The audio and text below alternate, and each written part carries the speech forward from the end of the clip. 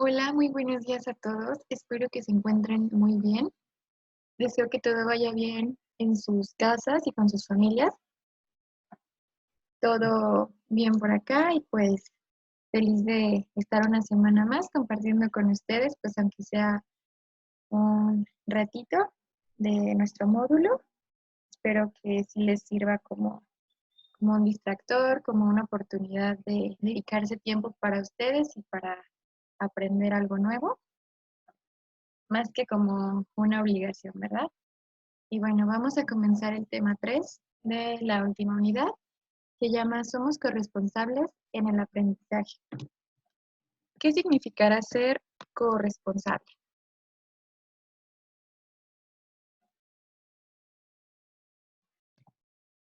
Y bueno, vemos que nos dice corresponsabilidad se refiere a la responsabilidad compartida con otra u otras personas. Es decir, el aprendizaje no es solo responsabilidad de una persona, sino responsabilidad de varias la mayoría del tiempo. Por decir, por poner un ejemplo, cuando asistimos a la escuela, ustedes que están estudiando en línea, ustedes son responsables de su aprendizaje y yo también lo soy. Nos dice, en este tema reconocerás que cuando investigamos, tenemos la oportunidad de resolver las dudas que surgen en el estudio de determinado tema, hecho o fenómeno que llama nuestra atención. Y vamos a valorar lo relevante que es compartir nuestros aprendizajes con los que nos rodean, ya que nos permite conocer las opiniones de otras personas y confrontar lo que sabemos con la finalidad de afianzar el conocimiento e incorporar nuevos saberes.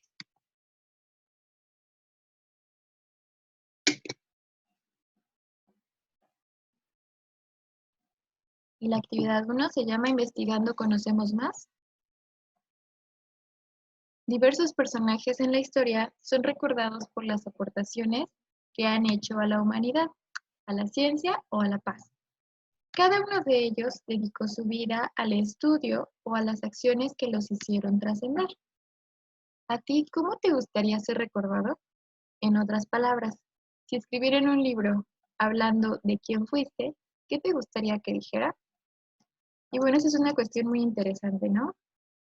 Sí, hay muchísimas personas que han dejado un gran legado a la humanidad por sus aportaciones tanto científicas como sociales y pues son precisamente recordadas por las razones en las que dedicaron su vida, ¿no? A ese tipo de cuestiones. Y nos pregunta que cómo nos gustaría ser recordados. Seguramente como personas que también lograron dejar una gran aportación, tal vez no a nivel mundial, pero sí a las personas que nos rodearon, ¿no? Y digo, y qué mejor que tener un impacto mucho más allá. Pero empecemos por nosotros mismos y nuestro alrededor. Ahora nos dice, lee las biografías de los personajes que se encuentran en tu revista Ventanas al Poder y escribe cuál llama más tu atención y por qué.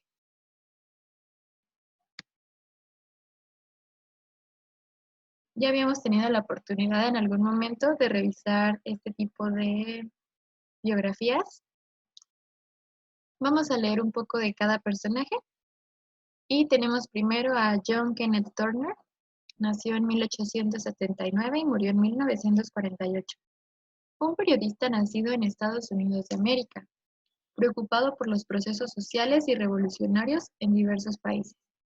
Durante sus viajes a finales del siglo XIX y principios del siglo XX, hizo una gran recopilación de experiencias por medio de observaciones directas, registro de discurso y entrevistas con personajes de la época, con las que dio a conocer al mundo la opresión de los pueblos por parte de gobiernos y poderosos empresarios, así como de luchas de emancipación. En México Bárbaro, obra, publicado en el año 1911, John Kenneth Turner desenmascara el poder tiránico de la dictadura de Porfirio Díaz entre 1876 y 1910, quien lejos de ser el gran impulsor de la era industrial de México al amparo de un régimen corrupto y arbitrario, entrega las riquezas nacionales a la burguesía nacional y extranjera, a costa de la despiadada opresión, asesinato y esclavitud de diferentes grupos indígenas mexicanos hasta casi su total exterminio. La lectura de México Bárbaro es obligada para aquellos interesados en la comprensión de la historia, de la histórica lucha de los pueblos originarios de México desde la invasión española hasta nuestros días.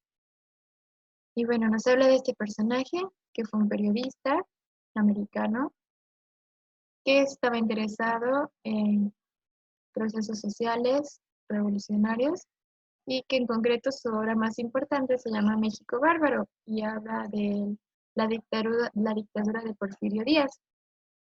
Tal vez esta parte de aquí es un poco exagerada por la mención a que su régimen fue totalmente corrupto y fue de lo peor. Realmente el mandato de Porfirio Díaz, si bien tuvo sus cosas malas, también fue un presidente que sí impulsó la economía mexicana en aquel entonces. Galileo Galilei, ya habíamos leído con anterioridad su biografía, vamos a recordar un poco. Nos dice que fue nacido en Pisa, Italia, en febrero de 1564. Ingresó a la universidad en 1581 como estudiante de medicina. Abandonó la universidad sin titularse 4 años después. Volvió a Florencia en 1585 y se dedicó al estudio de las matemáticas. Fue el principal exponente del método experimental entre los científicos del Renacimiento. Nos dice que fue un biólogo. Ay, perdón, este es Charles Darwin. Y bueno, continuando con Galileo, impulsó el progreso técnico con sus proyectos de un reloj de péndulo y con su invención del termómetro. Falleció en 1642. Y pues otro importante científico, ¿no? Galileo. Ahora sí vamos con Charles Darwin.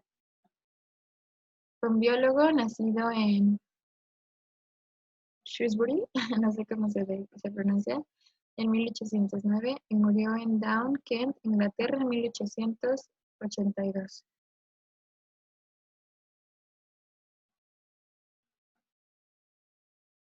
Pasado el tiempo, en 1859, toda esa información obtenida en su viaje, ya que se dedicó a viajar por el mundo, le sirvió para escribir y fundamentar su obra más importante, El origen de las especies por medio de la selección natural. Y esto todos lo hemos escuchado, ¿no? La supervivencia del más fuerte. Esto es precisamente lo que Darwin trata en su obra. Blaise Pascal,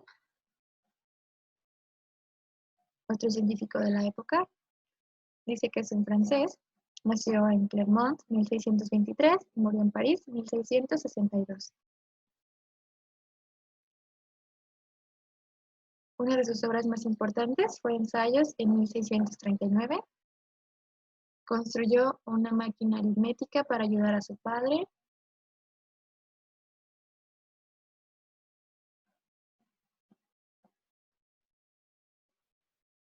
Y dice que hay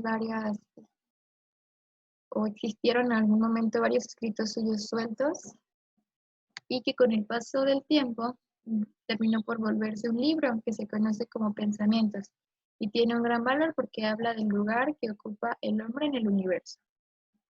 Seguimos con Louis Pasteur, 1822-1895, ya fue varios años después. Dice que fue un eminente físico y químico, nació en 1822 en Francia. Gracias a sus estudios pudo descubrir un proceso por el cual muchos productos, entre ellos la leche, podían durar más y no echarse a perder. Es precisamente lo que se llama pasteurización, ¿no? Viene de su nombre, Louis Pasteur. Al proceso que descubrió se le llama pasteurización y su carrera científica tuvo otros logros. Erradicó una plaga que estaba acabando con los gusanos de seda y con ello la industria francesa no decayó. Presentó una tesis en la que estableció una comparación entre la forma exterior de un cristal, su composición molecular y su forma de reflejar la luz. Y dice que también fue un profesor, además de investigador y científico. Y por último, a Isaac Newton, él también es de una época un poco más atrás, 1642-1727. Dice que nació el 4 de enero de 1643 Y a los 18 años, siendo alumno del Trinity College en Cambridge, la institución le brindó hospitalidad, libertad y una atmósfera amistosa que le permitieron acercarse al campo de la ciencia. Al inicio se interesó por la química, pero leyó una obra sobre la geometría euclidiana y eso despertó su deseo de leer sobre otras obras. En 1672 publicó una obra sobre la luz con una exposición de su filosofía de las ciencias. De 1673 a 1683, Newton enseñó álgebra y teoría de ecuaciones. Descubrió los principios de su cálculo diferencial e integral hacia 1665 y 1666. Enfermó y murió en 1727. Sus aportaciones son muy importantes también para la física y para las matemáticas. Como lo dice él, fue quien desarrolló el cálculo diferencial e integral, así como las famosas leyes de Newton. Y si recuerdan la famosa historia de la manzana y cómo es que cayó en su cabeza. Y bueno, nos dice que, ¿cuál llamó más nuestra atención? ¿Cuál les gustó más a ustedes? Pues se trata sin duda de científicos muy importantes, ¿no? También aparecía un periodista, cada quien dejando aportaciones muy interesantes a la humanidad que siguen teniendo aplicaciones hoy en día, que seguimos aprendiendo en la escuela y que sin duda, pues sí, en su momento transformaron completamente a la humanidad, puesto que en su época quizás se creía algo diferente y ellos mediante la ciencia demostraron lo contrario.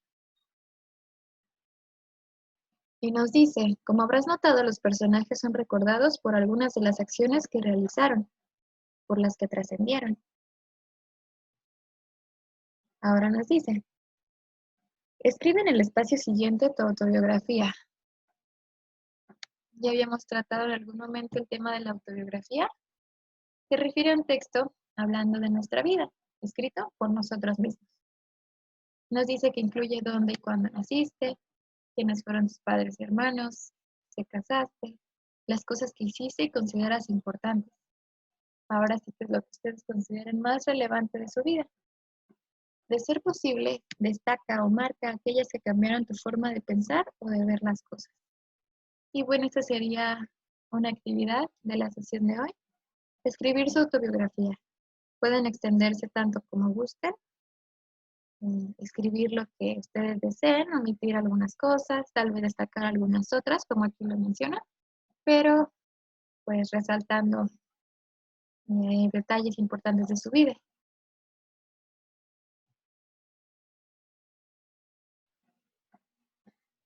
Y bueno, pues una autobiografía comenzaría ahora sí que en el inicio de su vida. Se cuenta en orden lineal. Comenzaríamos precisamente diciendo, por ejemplo, soy Aranza, nací en Michoacán en 1999. Mis padres son Hilda y Álvaro. Mi hermano se llama igual que mi padre. Tengo 20 años, estoy estudiando en la universidad, etcétera. Ir introduciendo y resaltando aspectos importantes, tal vez cerrar con algún tipo de meta o intención, pero el propósito es que practiquen su escritura y lo redacten lo mejor que puedan. Investigar implica aprender a aprender, precisamente, e incorporar nuevos conocimientos.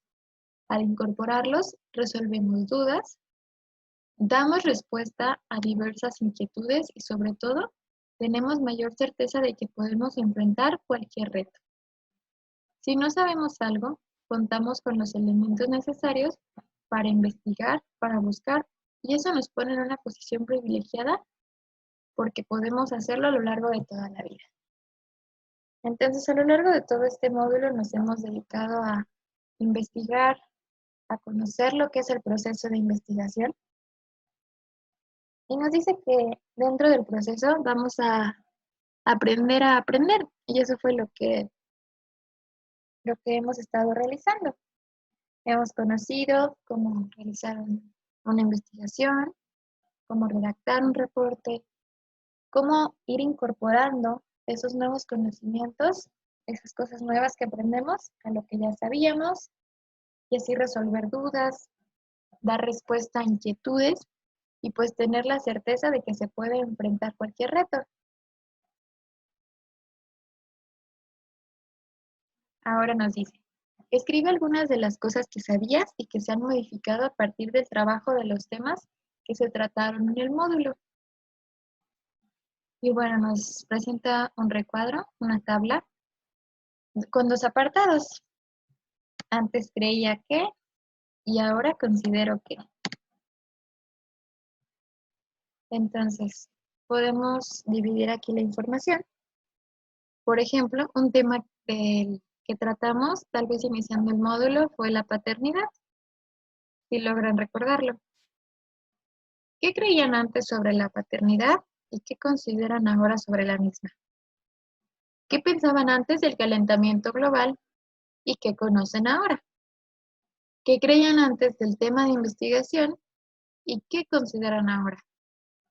Y bueno, más que nada estás haciendo un contraste o resaltando que precisamente tal vez antes de informarnos, antes de investigar, tenemos cierta idea sobre las cosas, tal vez algunas más acertadas que otras, pero lo importante en esta situación es siempre investigar, siempre informarnos y no quedarnos con lo que creemos o lo que pensamos. En algún momento habíamos platicado sobre ello, que no es lo mismo creer algo, suponer algo, que realmente conocer un hecho concreto y poder afirmar determinada situación cuando ya se está informado. La validez es muchísimo mayor. Es decir, yo sé, yo conozco, basándome en este argumento, en este razonamiento, que decir solamente yo pienso, yo opino, etcétera. Se trata de argumentar lo que se sabe y esto precisamente se puede hacer a partir de que ya tenemos un conocimiento factible y razonable de algún tema o de alguna cosa. Esto puede ser como una reflexión, o si alguien gusta escribirlo junto con su autobiografía, puede ser de estos temas o de cualquier otro tema, algo que les venga a la mente. Tal vez yo antes consideraba esto así, pero ahora me doy cuenta de que no, después de informarme. Ahora nos dice, leer y conocer más sobre los temas te permite tomar decisiones con mayor seguridad y fundamento, que es precisamente lo que comentaba. Saber algo con certeza te permite tomar mejores decisiones. Incluso estas pueden ayudarte a salvar tu vida en determinado momento, como leíamos en algún punto sobre la rabia, ¿no? Ahora nos dice, escribe algunas acciones que realizarás a partir del estudio de estos temas. Y bueno, tomando como ejemplo el calentamiento global, ahora que conocemos sobre él, que hemos tenido la oportunidad de leer algunos apartados sobre el mismo, ¿qué acciones podemos llevar a cabo? Y bueno, una acción importante puede ser el informar a otros sobre el calentamiento global, el tal vez corregir el pensamiento de otras personas. Muchos, como leímos en algún momento, consideran que el calentamiento global no es verdad, que realmente es un invento y que nada está sucediendo, cuando es todo lo contrario. Podemos también tomar acciones individuales para cuidar nuestro medio ambiente, tratar de generar menos residuos, de contaminar menos. Sé que ahora es un poco difícil por la situación, pero podemos incluso aprovechar para informarnos más sobre acciones individuales y colectivas que podemos hacer para que se mitiguen los efectos del calentamiento global y del cambio climático.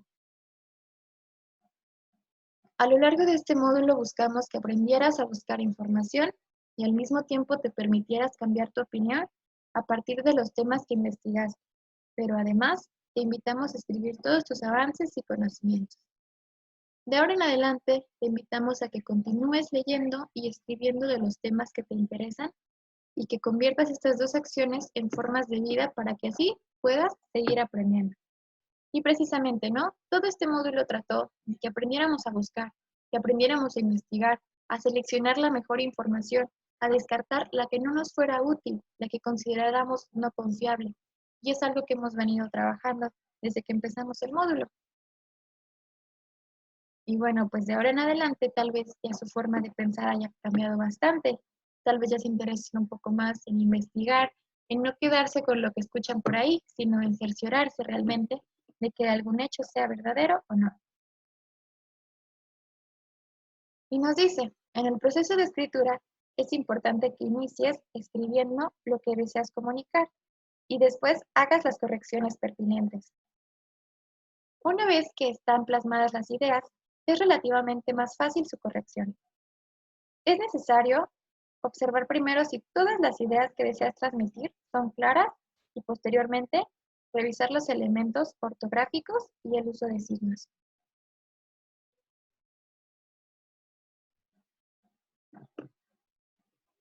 Y esto se refiere precisamente a cuando escribimos, nuestro primer texto sería un borrador, debido a que todavía trabajaremos sobre él y realicemos ciertas correcciones, ciertas mejoras, cambiemos tal vez algunas palabras, corrijamos ortografía, entre otros aspectos de la escritura.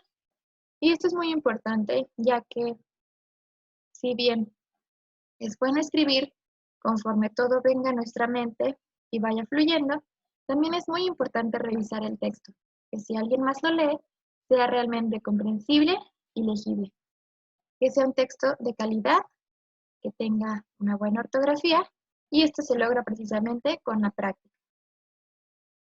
Ahora nos dice, revisa el escrito que realizaste sobre tu vida y corrige marcando en la tabla según sea el caso. Ahora nos dice, aspectos para verificar respecto a nuestra autobiografía. Cuando lo volviste a leer, ¿sentiste que no decía lo que tú querías decir? Y bueno, eso es importante, ¿no? Quizá muchas veces tenemos una idea en mente, pero no sabemos cómo exactamente comunicarla, qué palabras utilizar. Y bueno, si esto sucede, podemos intentar buscar sinónimos. Digo, ahora con la herramienta digital es muy sencillo. Buscar algún tipo de sinónimo, buscar en un diccionario palabras de apoyo que nos ayuden a expresar lo que queremos transmitir de la mejor manera posible y que así nuestra idea quede plasmada de manera muy clara. Otra pregunta muy importante. Si otra persona leyera tu texto, ¿lo entendería? Un texto debe ser completamente comprensible. Debe utilizar las palabras adecuadas, tener una buena ortografía, una buena coherencia, que dijimos que era el orden lógico de las ideas, que es el siguiente punto. Dentro de la redacción se aprecia un orden cronológico de las ideas y esto es importante en este tipo de texto, ya que, como les comentaba hace rato, iniciamos precisamente con dónde nacimos, quiénes somos, etcétera. Digo, sería un poco contradictorio empezar con quiénes somos hoy y terminar escribiendo nací en 1980 en tal lugar. Debemos seguir un orden en el texto, no solo en la autobiografía, sino en cualquier otro texto que siga un orden, una coherencia para que pueda ser comprendido. Nos dice que si se usó el diccionario y como comentaba, esto es útil para utilizar quizá las mejores palabras, para corregir ortografía. Otra cuestión importante, se repite muchas veces una misma palabra y esto es algo muy, pero muy común. Quizá ya por costumbre utilizamos cierto grupo de palabras y sin darnos cuenta, al estar escribiendo, vamos escribiéndolas, vamos redactándolas una y otra vez sin siquiera notarlo. Pero al momento de volver a leerlo, nos damos cuenta, notamos que existe una redundancia en usar esas palabras. Podemos precisamente por eso usar sinónimos. Y es algo que, al menos en mi experiencia, sí es muy importante, porque cuando se habla de un tema en particular, volver a leer la misma frase, la misma palabra, decenas de veces, es algo que llega a ser incómodo para el lector. Por eso la importancia de usar sinónimos, palabras que significan lo mismo, pero es otra manera de expresarlas, escriben de una forma diferente. ¿Usaste los signos correspondientes en todo el texto? Y bueno, la parte gramatical, ¿no? Del uso de signos de puntuación. ¿Será que se usaron bien? Incluyeron signos de interrogación, signos de exclamación, punto, coma, etcétera. Esto también es muy importante y también se va adquiriendo con la práctica y conociendo el uso de cada signo.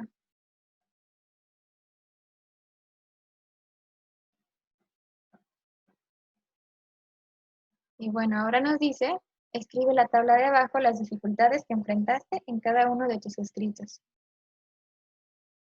Y bueno, estas serían como las dificultades al plantear el orden de las ideas, la redacción y la ortografía. Y nos da este ejemplo de textos, ¿no? La autobiografía, el reporte y el texto de divulgación. Nos pregunta que qué dificultades tuvimos y son en parte las de la tabla anterior. A ustedes, en lo personal, ¿qué es lo que más les cuesta trabajo al realizar un escrito, al escribir? ¿Se sienten con la plena confianza de hacerlo?